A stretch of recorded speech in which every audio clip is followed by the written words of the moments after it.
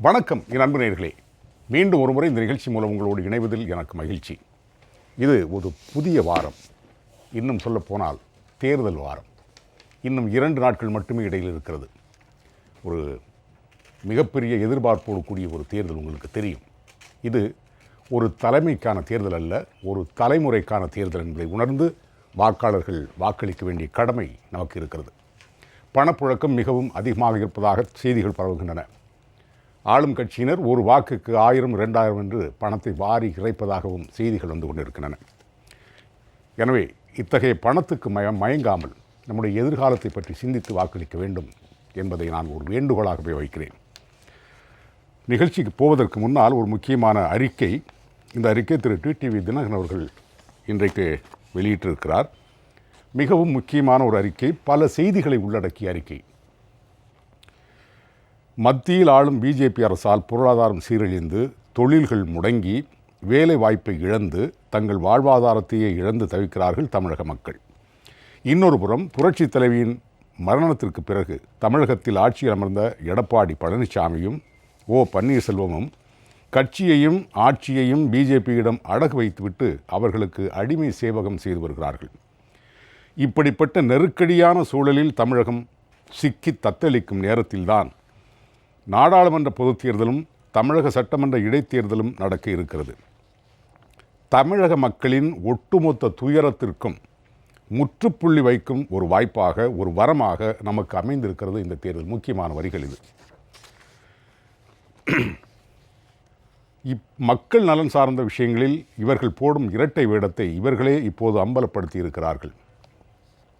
அதற்கு முன்னால் தமிழகத்தின் நலன்களை கூட்டணி போட்டு சூறையாடியது போதாது என்று தேர்தல் களத்திலும் கூட்டணி அமைத்து வருகிறார்கள் அதிமுகவும் பிஜேபியும். அம்மாவின் மரணத்திற்கு பிறகும் அவரை தரம் தாழ்ந்து விமர்சித்த பாமக மற்றும் தேமுதிக கட்சிகளையும் இணைத்து துரோகம் கலந்த ஒரு சுயநல கூட்டணியை அமைத்திருக்கிறது அதிமுக. கிராமப்புற மாணவர்களிடம் டாக்டராகும் கனவை சிதைக்கும் நீட் தேர்வை ரத்து செய்வோம் என்று அதிமுக சொல்ல, அவர்கள் எங்களிடம் அப்படி கேட்கவில்லை, நீட் தேர்வு அவசியம் எனும் எங்கள் நிலைப்பாட்டை சொல்லி அவர்களையும் ஏற்கச் செய்வோம் என்று பிஜேபி சொல்கிறது. முக்கியமான வார்த்தைகள். எவ்வளவு பெரிய பித்தலாட்டம் இது! 5 மாவட்ட விவசாயத்தை, இயற்கை வளங்களை, லட்சக்கணக்கான மக்களின் வாழ்வாதாரத்தை அழித்து உருவாகியிருந்த சேலம் சென்னை 8 வழிச்சாலை திட்டத்தை ரத்து செய்துவிட்டது உயர்நீதிமன்றம். அந்த தீர்ப்பை மதிப்போம் என்று சொன்ன முதலமைச்சர் எடப்பாடி பழனிசாமியையும், இந்த தீர்ப்பு எங்களுக்கு கிடைத்த வெற்றி என்று சொன்ன டாக்டர் ராமதாஸையும் மேடையில் வைத்து கொண்டு இந்த தீர்ப்புக்கு மாறாக இந்த திட்டத்தை செயல்படுத்தியே தீர்வேன் என்று அறிவிக்கிறார் மத்திய அமைச்சர் நிதின் கட்கரி. அதை கேட்டு ஒரு வார்த்தை கூட மறுப்பு சொல்லவில்லை இருவரும். மக்கள் நலன் சார்ந்த விஷயத்தில் இவர்களின் இரட்டை வேடத்தை பார்த்தீர்களா? இன்னொரு புறம் காங்கிரசுடன் கூட்டணி வைத்துக்கொண்டே பிஜேபியுடன் ரகசிய உறவை வைத்துள்ளது திமுக. ஒரு துண்டுச்சீட்டை கைப்பற்றியதாக சொல்லி ஆர்கே நகர் இடைத்தேர்தலை நிறுத்திய தேர்தல் ஆணையம் வேலூரில் திமுக பொருளாளர் துரைமுருகனுக்கு சொந்தமான இடங்களில் சுமார் 12 கோடி ரூபாய் கைப்பற்றிய பிறகும் தேர்தல் நடப்பதை அனுமதிப்பது எதை காட்டுகிறது? பிஜேபியுடன் ரகசிய உறவு இல்லாமல் இது எப்படி சாத்தியம்? அந்த காங்கிரஸாவது நியாயமாக நடக்கிறதா என்றால் இல்லை.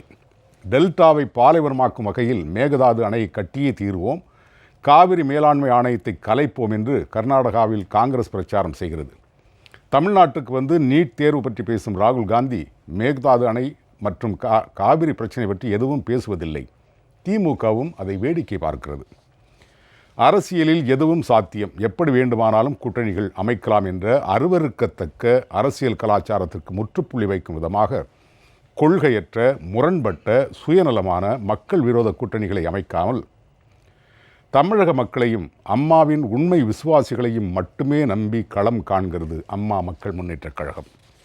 கடந்த 3 வாரங்களாக தமிழகம் முழுக்க தேர்தல் பிரச்சாரம் செய்ய செல்லும் இடங்களெல்லாம் நமது இயக்கத்திற்கு மக்கள் அளித்த ஆதரவும் காட்டிய எழுச்சியும் அபாரமானது, எழுத்தில் வடிக்க முடியாதது. வேட்புமனு தாக்கலுக்கு கடைசி நாள் வரை நமக்கு சின்னமும் கட்சியின் பெயரும் கிடைக்க விடாமல் நம்மை அலைக்கழித்ததை தமிழ்நாட்டு மக்கள் வேதனையோடு கவனித்திருக்கிறார்கள் என்பதை நான் போகும் இடங்களிலெல்லாம் அவர்களின் முகங்களில் பார்த்தேன். அதன் விளைவாகத்தான் காலம் தந்த பரிசாக நமக்கு கிடைத்த பரிசு பெட்டகம் மிக குறுகிய காலத்தில் மக்களின் மனங்களில் இடம் பிடித்திருக்கிறது. இதெல்லாம் சொல்லிட்டு அரசியல் லாபங்களுக்காக சுயநல கூட்டணி அமைத்துள்ள அதிமுகவையும் மக்களை மத ரீதியாக துண்டாடி அதன் மூலம் வெறுப்பை விதைத்து ஆபத்து அரசியல் நடத்தும் மதவாத பிஜேபியையும் அப்படிப்பட்ட கட்சியுடன் தேர்தல் உறவு இல்லை என்று சொல்லிவிட்டு தேர்தலுக்கு பின்பு ஒட்டிக்கொள்ளும் வகையில் பிஜேபியுடன் இரகசிய உறவை பேணி வரும் இரட்டை வேட திமுகவையும் மக்கள் புறக்கணிக்க வேண்டும். இவர்களை புறக்கணிப்பதன் மூலம் மக்கள் விரோத ஆட்சி ஒழிவது மட்டுமல்ல, சுயநல சந்தர்ப்பவாத இரட்டை வேட அரசியலும் கூட்டணி என்ற பெயரில் நடக்கும் அருவருக்கத்தக்க பேர அரசியலும் ஒழிக்கப்படும். இப்படி ஒட்டுமொத்த அவலத்தையும் அசிங்கத்தையும் அப்புறப்படுத்தும் கடமையும் வாய்ப்பும் அதிகாரமும் மக்களாகிய உங்களின் கையில்தான் இருக்கிறது. தமிழகம் இழந்த பெருமைகளையும் உரிமைகளையும் மீட்டெடுக்கவும், தமிழகம் புதுச்சேரியில் ஒவ்வொரு குடும்பமும் பொருளாதார தன்னிறைவு பெற்று பாதுகாப்பான கௌரவமான வாழ்க்கை வாழவும், தமிழகத்தை மீண்டும் வளர்ச்சி பாதை கழித்து செல்லவும், அடிமையாக இருக்கும் தமிழகம் தலை நிமிரவும், அதன் மூலம் தமிழர் வாழ்வு மலரவும் பரிசு பெட்டகம் சின்னத்திற்கு வாக்களிக்கும்படி தமிழகம் மற்றும் புதுச்சேரி வாழ் மக்களை பணிவன்போடு கேட்டுக்கொள்கிறேன் என்று முடிகிறது அவருடைய மடல். நிறைய செய்திகளை உள்ளடக்கிய ஒரு கடிதமாக அமைந்திருக்கிறது. இன்றைய அரசியல் நிலைமைகளை அப்படியே தோல் உறுத்தி காட்டியிருக்கிறார். உச்சி வெயில் மண்டையை பிளக்கிறது, அதைவிட சூடாக தேர்தல் களம் அமைந்திருக்கிறது. நாளை மாலையோடு தேர்தல் பரப்புரைகள் முடிவுக்கு வருகின்றன. அதற்கு பிறகு 18ஆம் தேதி வியாழக்கிழமை மக்கள் தங்களுடைய ஜனநாயக கடமையை ஆற்ற இருக்கிறார்கள். களம் எப்படி இருக்கிறது, அதை பற்றிய ஒரு அலசல் தான் இன்றைய விவாதத்தினுடைய அடிப்படை அடிநாதமாக அமையப்போகிறது.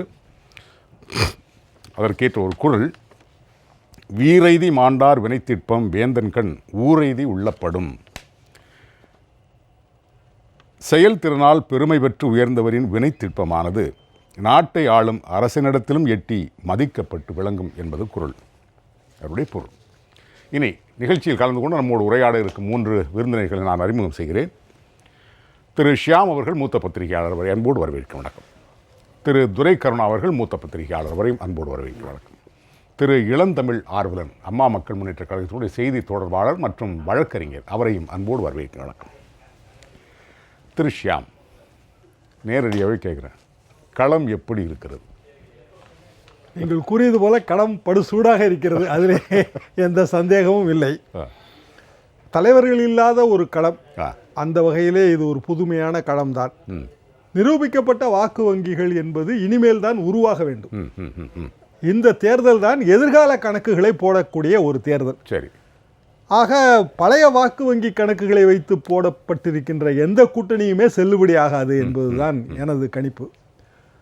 9ஆம் தேதி ஒரு ஓபிசி பிரைவேட் லிமிடெட் என்று ஒரு நிறுவனம், தமிழிலே மக்கள் செய்தி மையம் என்று சொல்லலாம், அவர்கள் ஒரு கணிப்பு போட்டிருந்தார்கள். அந்த கணிப்பு ஓரளவுக்கு இந்த களத்தோடு பொருந்தி வருகிறது என்று நான் நினைக்கிறேன். எத்தனை பேர் எடுத்திருக்காங்க? அது அவர்கள் கிட்டத்தட்ட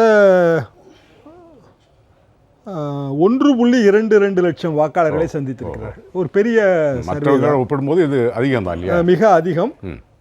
39 மக்களவை தொகுதிகளையும் போய் பார்த்திருக்கிறார்கள். வழக்கமாக நாம் சர்வேக்களை எடுக்கும்போது பைலட் சர்வே ஒன்று எடுப்போம். அதற்கு பிறகு அந்த சட்டமன்ற தொகுதியாக இருந்தாலும் நாடாளுமன்ற தொகுதியாக இருந்தாலும் அதற்குள் தொகுதிகளை தேர்ந்தெடுப்போம். ரேண்டம் நம்பர் டேபிள் என்று வைத்து 5வது நம்பர் முதல் தொகுதி என்றால் 5 கூட்டி, அதாவது 1 முதல் 40 வரை தொகுதிகளை வரிசைப்படுத்திவிட்டு முதல் ரேண்டம் நம்பர் 5 என்று விழுந்தால் அடுத்தது 10, அடுத்தது 15 என்று போட்டு அதற்குள் வாக்காளர்களை தேர்ந்தெடுத்து போவது, இதுதான் வழக்கமாக நடைமுறை. அதிகபட்சமாக எனக்கு தெரிந்த 50,000 வாக்காளர்களை சந்தித்த ஒரு சில கருத்து கணிப்புகள் இருக்கின்றன. இங்கு பொதுவாக 5,000 10,000 தான் எடுக்கிறார்கள். நமது தமிழ்நாட்டை பொறுத்தவரை 5,000 10,000 தான் எடுக்கிறார்கள். இவர்கள் முடிவை ஏற்கனவே எழுதி வச்சுட்டு தான் எடுக்கிறாங்க. அதுவும் உண்மைதான். சில அவர்களது விருப்பமும் அந்த முடிவுகளை பிரதிபலிக்கிறது. ஆக இவர்கள் 39 மக்களவை தொகுதிகள், 1.22 லட்சம் வாக்காளர்கள். இதில் அவர்கள் அந்த அது போக 23,000 வாக்காளர்கள் இந்த 18 சட்டமன்ற இடைத்தேர்தல்கள், 18 அவர்கள் 22 காலகட்டத்தில் இல்லை என்பதால் 18. ஆக இவர்களது கணிப்பு என்பது, சீக்கிரம் சொல்லுங்க, ஆர்வமாக இருக்கும், திமுக கூட்டணி 20, அதிமுக கூட்டணி 4, டிடிவி தினகரன் 8, இழுபறி 7. இது வந்து இவர்களது கணிப்பு. இதில் வந்து இந்த கணிப்பு வந்து எதெல்லாம் வந்து அதிமுக, எதெல்லாம் வந்து அமமுக கூட்டணி என்பதை நான் முதலில் சொல்கிறேன். அது வேண்டாம் நினைக்கிறேன். ஏன்னா அது மற்றவங்களுக்கு ஒரு சின்ன வேதனையை கொடுக்கும். அது வேண்டாம். சரி, ஓகே. மொத்தம் இது மாத்திரம் சொன்னாலே போகிறோம். மொத்தமாக சொல்லவா? ஆமாம். மொத்தமாக வந்து கணக்கு என்பது இதுதான். திமுக கூட்டணி 20, அதிமுக கூட்டணி 4, டிடிவி தினகரன் கூட்டணி 8, இழுபறி 7. இதை வந்து யாருக்கெல்லாம் யாருக்கெல்லாம் என்றால் யாருக்கெல்லாம் இழுபறி? இழுபறி 7 தொகுதியில் இழுபறி எதற்கெல்லாம்னு கேட்குறீங்களா? ஒன்று மத்திய சென்னை, இரண்டாவது தருமபுரி, மூன்றாவது கோயம்புத்தூர், நான்காவது கிருஷ்ணகிரி, ஐந்தாவது தென் சென்னை, ஆறாவது சிதம்பரம், ஏழாவது விழுப்புரம். 7 தொகுதிகள். சரி, அந்த இழுபறியில் யாருக்கும் இழுபறியா இருக்குன்னு சொல்லுங்க. யாருக்கும் இழுபறி என்று பார்த்தால் தர்மபுரியிலே வந்து பொதுவாகவே சொல்லுங்களேன். ஒரு 7லேயும் வந்து இழுபறி வந்து நிலைமை மாறுது. அதாவது உதயசூரியனுக்கும் மாம்பழத்துக்குமான இழுபறி சில இடங்களில் காணப்படுகிறது. ஒரு சில இடங்களில் வந்து உதயசூரியனுக்கும் பரிசுப்பட்டிக்குமான இழுபறி காணப்படுகிறது. இந்த 7 தொகுதிகளிலே மாற்றி மாற்றி இழுபறி. 7 தொகுதியில் அதாவது அந்த 2வது இடத்துல அதிமுக எதுலையாவது வந்திருக்கா? 2வது இடத்துல வந்து மாம்பழம் வந்திருக்கு. அதிமுக கூட்டணி. அதிமுக வரல. அதிமுக வந்து தென் சென்னையில் இருக்கு. தென் சென்னையில் வந்து அதிமுக இருக்கு. மற்றதெல்லாம் தோழமை கட்சிகள். கிருஷ்ணகிரியில் வந்து அதிமுகவுக்கும் பரிசுப்பட்டிக்குமாக கிருஷ்ணகிரி காணப்படுகிறது களம். சரி, இனி உங்களுடைய கருத்துக்கு வந்துருங்க. பொதுவாக என்னுடைய கருத்து என்னவென்றால், இந்த தேர்தலை பொறுத்தவரையிலே யார் வேண்டும் யார் வேண்டாம் என்று மக்கள் தீர்மானிக்கிறார்கள். ஆக மோடி அவர்கள் கண்டிப்பாக வந்து வேண்டாம் என்று அநேகமாக தமிழ்நாட்டிலே வந்து 97% பேர் அந்த உறுதியான நிலைப்பாட்டில் இருக்கிறார்கள். அந்த நிலைப்பாடு வந்து பாரதிய ஜனதாவோட கூட்டணி வைத்திருக்கின்ற அதிமுகவின் வெற்றி வாய்ப்பையும் பாதிக்கிறது. ஆக அதிமுகவின் பிரச்சனை எதுவென்றால் அதன் கூட்டணி தான். திமுகவின் பிரச்சனையும் கிட்டத்தட்ட அது கூட்டணி தான். ஏனென்றால் திமுக இந்த சர்வேயிலே திமுக எங்கெல்லாம் பலவீனமாக இருக்கிறது என்றும் அவர்கள் சொல்லியிருக்கிறார்கள். 20 என்று கூறியிருக்கிற அந்த எண்ணிக்கையிலே வந்து அவர்கள் பலவீனமாக இருக்கிற தொகுதிகளை பார்த்தால் கூட்டணி கட்சிகளுக்கு விட்டு கொடுத்த தொகுதிகள் தான். உதாரணமாக காங்கிரஸ். இப்போ கன்னியாகுமரியிலே காங்கிரஸ் பலமாக இருக்கிறது என்று சர்வேயில் இருக்கிறது. பிற தொகுதிகளை பார்த்தீர்கள் என்றால் மிகவும் பலவீனமாக இருக்கிறது. அதாவது 3வது இடத்துல இருக்கிற அளவு கூட சில தொகுதிகள் இருக்கின்றன காங்கிரஸ் கட்சி. ஆக இந்த கூட்டணி கட்சிகள் இருக்கின்ற இடங்களிலே ஒன்று கூட்டணி கட்சி சரியான வேட்பாளர்களை நிறுத்தவில்லை. இரண்டாவது உள்ளூரிலே இருக்கின்ற கட்சிக்காரர்களின் ஆதரவு இல்லை. அதிமுக கூட்டணியின் பெரிய பலவீனம் என்னவென்றால், ஏற்கனவே இருந்த சிட்டிங் எம்பிக்களிலே வந்து கிட்டத்தட்ட 30 பேருக்கு இடமில்லை என்று ஆன பிறகு அவர்கள் எந்த பணியுமே ஆற்றவில்லை. உதாரணமாக திருச்சியிலே வந்து அமமுக வேட்பாளரின் வெற்றி என்பதே வந்து அங்கு முழுக்க அதிமுகவின் ஆதரவு என்பது தேமுதிகவுக்கு இல்லை. தேமுதிக வேட்பாளருக்கு எந்த விதமான ஆதரவுமே இல்லை. ஆக போட்டி என்பதே வந்து இருவருக்கு இடையில ஆயிருது. களம் என்பது மும்முனை போட்டியாக இருந்தாலும் கூட பல இடங்களிலே வந்து போட்டி என்பது இருமுனை போட்டி மாதிரி தான் இருக்கிறது. ஆக ஓட்டு பிளவு அதற்கெல்லாம் வழியே இல்லை. இருமுனை போட்டி என்று வரும்போது 3வதாக இருக்கிற நபர் எங்கேயோ கீழே இருக்கிறார். அது ABC இல்லை, அவர் ABE ABF அந்த நிலைமையில் இருக்கிறார். அப்படி இருக்கும்போது ஓட்டு பிரிவு என்பது இருமுனையாக பிரிகிறது. இருமுனையாக பிரியும் போது வேட்பாளரின் செல்வாக்குக்கு ஏற்ற மாதிரி வந்து வெற்றி வாய்ப்பு அமைந்து விடுகிறது. மும்முனை போட்டி என்றால் சில நேரங்களில் நம்மால் கணிக்க முடியாது. அப்படிப்பட்ட ஒரு நிலைமை வந்து தெரியவில்லை. ஆக ஒட்டுமொத்தத்திலே வந்து அதிமுகவுக்கு பெரிய பின்னடைவாகத்தான் இந்த தேர்தல் அமையும் என்பதுதான் என் கருத்து. திருஷ்யா, முதல்ல பேசிக்கிட்டு இருக்கும்போது கடைசி முத்தாய்ப்பா ஒரு வார்த்தை சொன்னோம். சனிக்கிழமை பேசும்போது இதுதான் பேசணும். நீங்கள் சொன்ன அந்த கடைசி வார்த்தைகள் இருக்குல்ல, மே 23 தமிழகத்தில் ஒரு அரசியல் பிரளயம். அரசியல் பிரளயம் கண்டிப்பாக ஏற்படத்தான் செய்யும். என்ன காரணம் என்றால், இந்த 22 சட்டமன்ற இடைத்தேர்தல்களில் வந்து ஆளுகின்ற அதிமுகவுக்கு ஒன்று கூட வெற்றி பெறுவதற்கு வாய்ப்பு இல்லை. கள நிலவரம் அதுதான். நான் மிகைப்படுத்தியெல்லாம் எதுவும் கூறவில்லை. இப்போ வந்திருக்கிற அந்த கருத்துக்கள் இந்த கருத்துக்கள் சொல்றாங்க. இயற்கையாகவே அவர்களுக்கு ஒன்று கூட வெற்றி பெற வாய்ப்பு இல்லை. 2 காரணங்கள். ஒன்று வந்து பணம் கொடுப்பதாகவே வைத்துக் கொண்டாலும் கூட அந்த பணத்தை வந்து இவர்கள் தனியார் நிறுவனங்கள் மூலமாக கொடுக்கிறார்கள். கட்சிக்காரர்களை நம்பவில்லை. அப்படி என்றால் கட்சியில இருக்கிற கடைக்கோடி ஊழியர்கள் இருக்காங்கல்ல, அவங்க ரொம்ப மன வருத்தம் அடைவாங்க. அதாவது 100 ரூபாய் செலவழிச்சோம்னா உண்மையாவே தேர்தல் டைம்ல வந்து 70 ரூபா தாங்க கீழே வரைக்கும் போகுது. அது எதுவா இருந்தாலும், ஒரு போஸ்டர் ஒட்டுறதா இருந்தா கூட 100 போஸ்டர் கொடுத்தோம்னா 70 தான் ஒட்டுவான். பேலன்ஸ் சமயத்துக்கு இடைக்கிட கூட போட்டுருவான். ஆனா இல்ல நடக்கிறது தான் நான் சொல்றது, நீ ஒரு ரொம்ப பிராக்டிக்கலா சொல்றேன். ஆனா அதை பத்தி நம்ம கவலைப்படக்கூடாது எப்பவுமே. அப்போ பணம் கொடுக்கும்போது வந்து நீங்க நிறைய வீடியோஸ் வந்துருச்சு. நீங்களே கூட ஒரு வீடியோ இன்னைக்கு நீங்க போட்டீங்க, அதை நான் பார்த்தேன். அந்த வீடியோவில் ஒரு பொண்ணு வந்து பணம் நம்பர் சொல்லி 363 உங்களுக்கு வந்து 262 நம்பர் இருக்கு இப்படி சொல்லி பணம் கொடுத்துக்கிட்டே இருக்காங்க. ஆனால் அந்த பொண்ணுக்கும் கட்சிக்கும் சம்மந்தமே இல்லை, பார்த்தாலே தெரியுது. அது இது வந்து கட்சிக்காரர்களால் ரசிக்கப்படவே படாது. அது வந்து அப்போ நம்மளை நம்பலடா அப்படிங்கிற ஒரு எண்ணம் வந்துடும். அந்த எண்ணம் வந்து என்றைக்குமே வந்து நல்லதே கிடையாது. தேர்தல் அரசியலில் வந்து நமக்கு யாரோட நம்பிக்கை வேணும்னா, ஒன்று மக்களோட நம்பிக்கை வேணும். மக்கள் தான் நம்ம எஜமானர்கள். மக்கள் இல்லாம நம்ம கிடையாது. மக்களை நம்ம நம்பணுங்க எதுவா இருந்தாலும். நீங்க அம்மா என்ன சொல்றாங்க, மக்களால் நான், மக்களுக்காக நான். இவ்வளவுதான், சிம்பிளான பாயிண்ட் தான். உங்களுக்காக நான் இருக்கிறேன். இந்த பாயிண்ட்டை வச்சு தான் மக்களை நம்ம கவர்றோம்.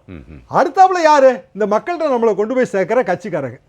இந்த 2 பாலத்தை தாண்டிய தேர்தலே கிடையாது. இந்த 2 பாலத்தை தாண்டிய அரசியலும் கிடையாது. ஆனால் இதை நம்பல அப்படின்னு வரும்போது வந்து அது பிரளயத்தை நோக்கி தான் இட்டு செல்லுது. அந்த பிரளயம் என்பது உண்மையாக வாரி சுருட்டி கொண்டு போய் சேர்த்து விடுங்க. நீங்க சொன்னதில் அந்த சட்டமன்ற இடைத்தேர்தலுக்குள்ள கருத்து கணிப்பு நீங்க சொல்லலன்னு நினைக்கிறேன். சொல்லியா? சொல்லல. சட்டமன்ற இடைத்தேர்தல் கிட்டத்தட்ட இதே மாதிரி நிலைமை. இது வந்து மொத்தமாக சொன்னா போறோம். 9ஆம் தேதியே இந்த கருத்து கணிப்பு வந்து விட்டது. சரி, 9ஆம் தேதி வந்த கருத்து கணிப்பை வழக்கம் போல நமது ஊடகங்கள் வந்து புறக்கணித்து விட்டன. இதில் வந்து சட்டமன்ற இடைத்தேர்தல்கள் வந்து அவங்களோட லிஸ்ட்டு எப்படின்னா, இந்த வர 18 சட்டமன்ற இடைத்தேர்தல்கள். இதில் வந்து அவங்க இழுபறி நிலைமை என்று இரட்டைகளை வெற்றி பெறும் என்று அவர்கள் காட்டியிருப்பது திருப்போரூர் 1 தான். திருப்போரூர் 1 தான். அது திருப்போரூர்லேயும் வந்து இரட்டைலைக்கு அடுத்தாப்புல வந்து உதயசூரியன் வந்து அடுத்த கட்டத்துக்கு வந்துட்டு இருக்குன்னு தான் அவங்க சொல்கிறாங்க. சரி. மற்ற எதுவுமே வந்து அவங்க ரெட்டையில காட்டலை. மற்றதுல வந்து பாதிக்கு பாதி வந்து பரிசு பெட்டகமும் உதயசூரியனும் இருக்கு. பரிசு பெட்டகம் கிட்டத்தட்ட 12 தொகுதிகளுக்கு மேலே வருது. உற்சாகமான செய்தி இது. ஆமாம். ஸோ திருப்போரூர் கடைசி நேரத்தில் எப்படி நிலைமை மாறுதுன்னு தெரியல. எனக்கு கிடைக்கிற தகவல்கள் படி வந்து ஒரு தொகுதி கூட வெற்றி பெற வாய்ப்பு இல்லை அப்படிங்கிறதா என்னோட தகவல். களப்பணி என்பது வந்து அதிமுகவை பொறுத்தவரையில களப்பணி வந்து மிகப்பெரிய பூஜ்ஜியமாக இருக்கு. ஆனால் களப்பணியிலேயே சிறந்து விளங்குகிற கட்சி வந்து அதிமுகவை தான் இருந்துச்சு அம்மா காலத்தில். அப்போ தொண்டர்கள் இருந்தாங்க. இப்போ டெண்டர்கள் மட்டும் இருக்கும்போது நம்ம ஒன்றும் செய்ய முடியல. உண்மையாகவே அதுதான் டிடிவி சொல்லிட்டே இருக்காரு. நம்ம தொடர்ந்து பேசலாம். இளந்தமிழ் ஆர்வலம் 2 விஷயங்கள், அதாவது இந்த பொருந்தா கூட்டணின்னு சொல்கிறதுக்கு நிறைய காரணங்கள் உண்டு. அதில் குறிப்பாக இந்த நீட் தேர்வு பற்றி ஒரு பெரிய குழப்பம் இருக்குது. தமிழ்நாட்டு மக்கள் அதை எதிர்க்கிறார்கள். ஆனால் இங்கே வந்திருக்கக்கூடிய பியூஷ் கோயல் அவர் தானே நீட்டு வேணும்னு சொல்லியிருக்கேன். நாங்கள் அவங்களை சமாதானப்படுத்தி நீட்டை கொண்டு வந்துடுவோம். ஏற்கனவே கொண்டு வந்தாச்சு. எங்களுடைய கூட்டணியில் இருக்கவங்கள நாங்கள் சமாதானப்படுத்துவோம்னு யாரை ராமதாஸெல்லாம் மேடையில் வச்சுக்கிட்டே சொல்லியிருக்காங்க. அதே மாதிரி 8 வழிச்சாலை தமிழக மக்கள் முழுவதும் எதிர்த்து போராடின ஒரு திட்டம். அது பிறகு உச்ச நீதிமன்றம் தடை செய்தது. அதை மீண்டும் கொண்டு வருவோம் தான் சொல்லியிருக்காங்க. இவங்களெல்லாம் மேடையில் வச்சுக்கிட்டு இது என்ன கூட்டணி?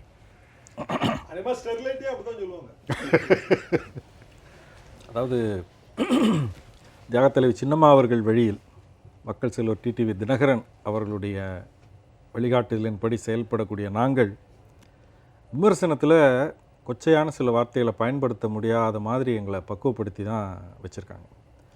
அப்போ எங்களுக்கு வந்து என்ன வார்த்தையை பயன்படுத்தி அழகாக இருக்கணும்ல.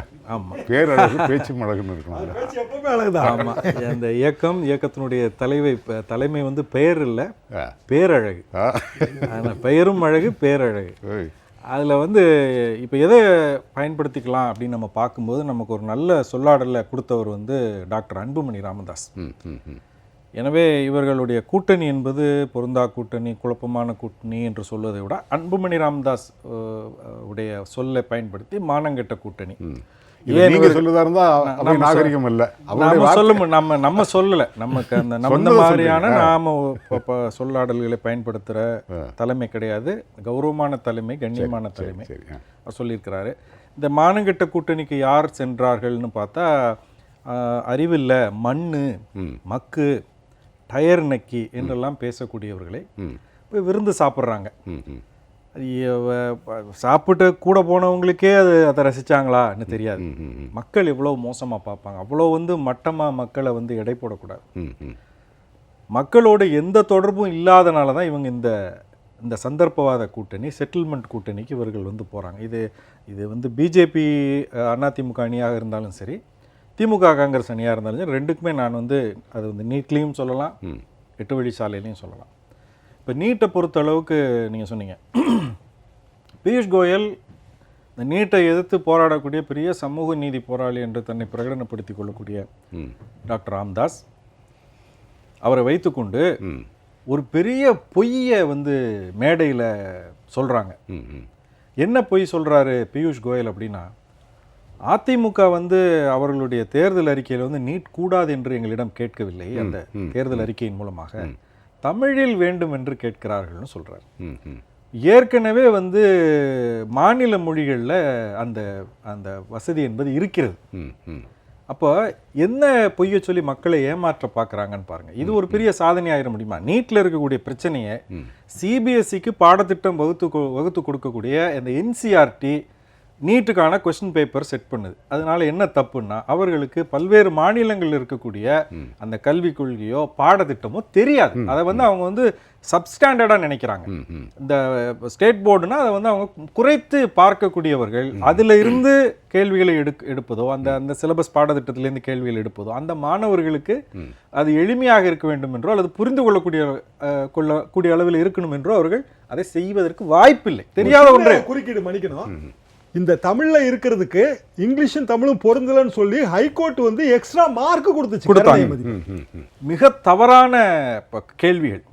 அந்த கேள்வியை வந்து அப்படி கேட்டால் அதுக்கு பதிலே சொல்ல முடியாது. கேள்வியே தவறு. தமிழ் மொழிபெயர்ப்பில் இந்த மாதிரியான சிக்கல்லாம் இருந்துச்சு. அதையே நாங்கள் திருப்பி தருவோம்னு சொல்கிறாங்களா? இப்போ ரயில்வே போன்ற இதிலெல்லாம் பீகாரில் இருக்கிறவங்க வந்து தமிழ் வழியில் தேர்வு எழுதி 1700 பேர்கிட்ட தேர்ந்தெடுக்கப்பட்ட அந்த கொடுமையும் பார்த்தோம். இதுக்கு தான் வழிகோலுகிறது இந்த கூட்டணி. எப்படி வழிகோலுகிறது அப்படின்னு சொன்னா, ஒரு வலிமை இல்லாத தலைமை சுயநலங்களுக்காக தாங்கள் அடித்திருக்கின்ற கொள்ளையை வழக்கில் மாட்டி நாம் சீரழிந்து விடக்கூடாது. அரசியல் எதிர்காலத்தை பற்றியோ இப்போ அரசியல் வாழ்க்கையை பற்றியோ எந்த கவலையும் கிடையாது அவர்களுக்கு. அது நினைப்பதற்கான, அதை பற்றி சிந்திப்பதற்கான எந்த முகாந்திரமும் இல்லை. இந்த விஷயத்தில் இந்த நீட் தேர்வு பற்றி பேசிகிட்டு இருக்கோம் இல்லையா, இதே முரண்பாடு திமுக கூட்டணியிலையும் இருக்குது. ஆமாம், அவங்க காங்கிரஸ் தேர்தல் அறிக்கையில் என்ன சொல்கிறாங்கன்னா, நீட் வராது உங்களுக்கு இல்லைன்னா வேண்டாம், ஆனால் வேறு ஒரு தேர்வு எழுத வேண்டி இருக்கும், தேர்வுங்கிறது உண்டு. ஆமாம், அது என்று சொல்லுகிறார்கள். ஆனால் திமுக என்ன சொல்கிறாங்க, நீட்டு கூடாது என்கிறாங்க. 8 வழிச்சாலைக்கு போகிறதுக்கு முன்னாடி அதே மாதிரி திமுகவில் இருக்கிற முரண்பாடை பார்த்தீங்கன்னா, ராகுல் காந்தி கர்நாடகத்தில் போய் மேகதாது அணை கட்டுவோம்ன்றார். காவிரி மேலாண்மை ஆணையத்தை கலைப்போம்ங்கிறார். உச்சநீதிமன்றம் தலையிட்டு ஒரு தீர்வு கொடுத்துருக்கு. நாம் கேட்டது வாரியம், சர்வ அதிகாரத்தையும் கொண்ட ஒரு வாரியத்தை கேட்கிறோம். பல்லில்லாத ஒரு ஆணையத்தை கொடுத்துட்டு அதிகாரிகளை போடாமல் நம்மளை வஞ்சித்து கொண்டிருக்கக்கூடிய அந்த அமைப்பையும் நான் கலைப்பேன் என்று சொல்லக்கூடிய ராகுல் காந்தி இங்க வந்து அதை பத்தி பேசவே இல்லை. நீட்டை பத்தி பேசுறாரு. இல்ல, இவங்களும் கேட்கலையே. அததான் சொல்றேன். இந்த தலைவர்களும் இருக்காங்க இல்லையா, அந்த யாருமே முன்மொழியாத ஒரு விஷயத்த இவரது ராகுல் காந்தி தான் பிரதமர்னு சொல்லக்கூடிய மு.க. ஸ்டாலின் தமிழ்நாட்டு மக்களுக்கு என்ன தேவையோ அதை அவரை மேடையில் வச்சு சொல்லியிருக்கலாமே, சோனியா காந்தி அவர்களை வைத்துக்கொண்டே சொல்லியிருக்கலாமே. அப்ப திமுக என்ன பண்ணுதுன்னா, பாஜகவோடையும் உறவு பேணுவதற்கு துடிக்கிறது, காங்கிரஸோடையும் உறவு பேணுவதற்கு. ஒரு அழகான வார்த்தையை பயன்படுது, ஆரா மீன். ஆரா மீன் இதுக்கு தலையை காட்டுவதும் வாழை காட்டுவதுமாக இருக்கக்கூடிய விஷயம். இதுல வந்து 8 வழிச்சாலையை பற்றி சொன்னீங்க. 8 வழிச்சாலையை வந்து மு.க. ஸ்டாலின் சட்டமன்றத்திலே வரவேற்றார். இது வருவதனால தொழில் வளம் பெருகும். சட்டமன்றத்திலையும் இல்லை, வெளியே வந்து ஊடகவியலாளர் சந்திப்புலையும் அதை வரவேற்றார். இப்போ வந்து 8 வழிச்சாலை வந்து எதிர்ப்பதாகவும் அதை பற்றி பெரிய பிரஸ்தாபமாக பேசிகிட்டு இருக்கார் பிரச்சாரத்தில். மக்கள் உன்னிப்பாக கவனிச்சுட்டு இருக்காங்க. அவரு தான் வந்து மறதியில் துண்டு சீட்டில் எழுதுனதை கூட மறந்துட்டு பேசுகிறாரு. பல மொழிகளையும் சொலவடைகளையும் மாற்றி சொல்லுகிறார். பனை ஓலைக்கு பானை ஓலைன்றார், பானைங்கிறாரு, பானையை பனை சின்னங்கிறாரு. பெரிய சிக்கல் தான். இப்போ இந்த மாதிரி இருக்கக்கூடிய ஒரு விஷயத்த மக்கள் வந்து எளிதாக பார்த்துருவாங்க. தனக்கு ஏதோ வந்து ஒரு சூப்பர் ஹீரோ மாதிரியான ஒரு இமேஜ் இருக்குன்னு ஒரு தன்னைத்தானே கற்பனை செய்து கொண்டு சொல்லும்போது, ஆமாம், இப்போ எல்லாரும் அவங்களெல்லாம் ஒரே தட்டில் வச்சு தான் நம்ம வந்து தரம் பார்க்க வேண்டியதாக இருக்கிறது. அதே மாதிரி இந்த பக்கம் பாரதிய ஜனதா கட்சியில் இன்னொன்று பார்த்தீங்கன்னா, நிதின் கட்கரி வந்து உட்கார்ந்து கொண்டு ராமதாஸை வைத்துக்கொண்டு, எப்படிப்பட்ட ராமதாஸ், அவர்களுடைய கட்சி சார்பாக 8 வழிச்சாலை கூடாது என்று ஒரு வழக்கை போட்டு, யாரோ போட்ட வழக்கு முதல்ல, ஆமா, அதுல போய் இவர்கள் சேர்ந்து கொண்டு ஒரு தீர்ப்பு வந்திருக்கிறது. இவர்கள் சரியான முறையிலே வாதாடி இருந்தால், நீங்க எந்த நோக்கத்தை கொண்டு வைத்திருந்தீங்களோ அதுல வந்து இவங்க வந்து சரியான தீர்ப்பை இவர்கள் சாதகமாக பெற்றிருக்கலாம். ஆனால் மேல்முறையீடு போவோம் என்று அரசு சொல்லுகிறதா? ராஜேந்திர பாலாஜி சொல்றாரு நாங்க போவோம்ங்கிறார். அரசு வந்து, அதாவது எடப்பாடி பழனிசாமி என்ன சொல்றாரு, நாங்கள் வந்து நீதிமன்றத்தின் தீர்ப்பை மதிப்போம்ங்கிறார். இப்போ இது என்னவாக போகிறது? அது மட்டும் இல்லை, மேடையில் வைத்துக்கொண்டு ராமதாஸை வைத்துக்கொண்டு 8 வழிச்சாலையை நாங்கள் வந்து இந்த திட்டத்தை நிறைவேற்றுவதற்கு மக்கள்கிட்ட பேசி நாங்கள் இது பண்ணுவோம்ன்றார். அப்ப அடிப்படையில மக்களுடைய உணர்வு என்ன, நீதிமன்றத்தினுடைய பார்வை என்ன, இது எதுவுமே புரியாம அதுல அந்த டெண்டர்ல எவ்வளவு, எத்தனை ஆயிரம் கோடி அதுல வந்து பணம் புழங்குகிறது, நமக்கு என்ன ஆதாயம் என்று பார்ப்பதனால தான் இவர்களுக்கு வந்து இந்த யதார்த்தம் புரியல. சரி, உங்களுடைய கருத்து பயிர்களுக்கெல்லாம் ஜெயப்ளஸ் தொலைக்காட்சியின் சார்பிலே நெஞ்சார்ந்த நன்றி. நேயர்களே, மீண்டும் ஒரு கேள்விகள் 1000 நிகழ்ச்சியில் உங்களை சந்திக்கும் வரை உங்களுக்கு நன்றியும் வணக்கமும் சொல்லி விடைபெறுவது உங்கள் எம்ஜே ரகு. வணக்கம் நேயர்களே.